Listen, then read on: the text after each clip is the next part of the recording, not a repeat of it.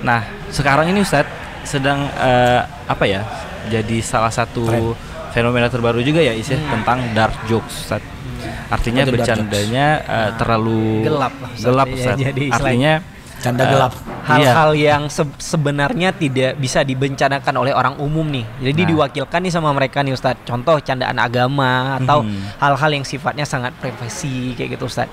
Nah ini kan jadi masalah nih sekarang Ustadz. Benar. Nah ketika kita bercanda tentang agama, misalnya saya tanya nih sama teman saya atau ada beberapa lah di tongkrongan, sholat yuk, musim sholat katanya. Aku masih musim nih sholat, aku udah biasa sholat, luan aja katanya. Tapi dia nanti sholat Ustadz. Tapi dia bercanda seperti itu supaya memecah lelucon nih di tengah, memecah tawa lah di tengah tongkrongan. Itu gimana Ustadz? Berpengaruh nggak kepada keislaman seseorang ketika dia bercanda seperti itu? Taib. Saya kebetulan melewat ada sebuah apa istilahnya, hal-hal yang lucu yang dia larinya ke pembahasan agama, karena memang malam ini kita akan bahas ini, jadi mau nggak mau saya harus cari tahu informasi. Jadi di hal yang dia sebutkan malaikat, ya ketika seseorang itu akan meninggal akan dicabut nyawa oleh malaikat. Ya, jadi awalnya dia pembahasan rokok itu bisa mengurangi 12 menit umur seseorang. Nah, pembahasannya seperti itu. Kemudian dia mengatakan, lah kalau nanti manusia itu banyak meninggal atau lain sebagainya, lah malaikat kebingungan nanti. Bagaimana mencabut nyawa? Terus jadi bahan tertawa. Wah, seperti itu ya. Dan jelas ini istihza. Inilah bentuk olok-olok kepada agama. Dan ini bisa mengeluarkan seseorang dalam kekafiran. Allah mengatakan dalam ayatnya, Qul abillahi wa ayati wa rasulihi kuntum tastahzi'un la ta'tadiru qad kafartum ba'da imanikum. Katakanlah, apakah kepada Allah, kepada ayatnya dan kepada rasulnya kalian memperolok-olok, sungguh tidak ada uzur bagi kalian dan kalian telah kafir apa yang telah kalian lakukan. Jadi asbabun nuzul ayat-ayat ini, pada waktu itu ada sebagian orang pulang dari perang Tabuk.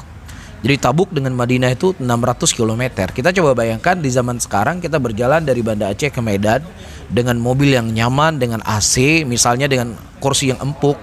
Lelah nggak kira-kira? Boring ya pasti ya.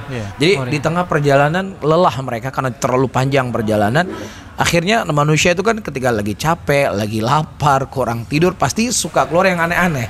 Betul nggak? Betul ya. Jadi di tengah boringnya mereka, dia cerita, dia mengungkapkan nggak ada orang yang lebih mementingkan perut dibandingkan mereka. Tidak ada orang yang lebih pengecut dibandingkan mereka. Siapa yang dimaksudkan? Rasulullah SAW. Tapi mereka nggak tertawa. Mereka sifatnya nggak terlalu ngolok-ngolok. Ya ini kan sudah ngolok-ngolok tertawa lagi, itu kan parah nggak? Jadi kita lagi duduk-duduk misalnya, wah ada orang ketawain kita. Padahal dia bukan ngomongin kita, kenapa dia tertawa? Pasti ada sesuatu ya di hati kita. Nah mereka itu nggak tertawa. Dia ngomongnya seperti itu, nggak ada orang lebih mementingkan perut dan sebagainya. Kemudian ada seorang sahabat waktu itu hadir, saya akan mengadukan kepada Nabi apa yang kalian lakukan, apa yang kalian ucapkan. Ternyata turun ayat pada waktu itu.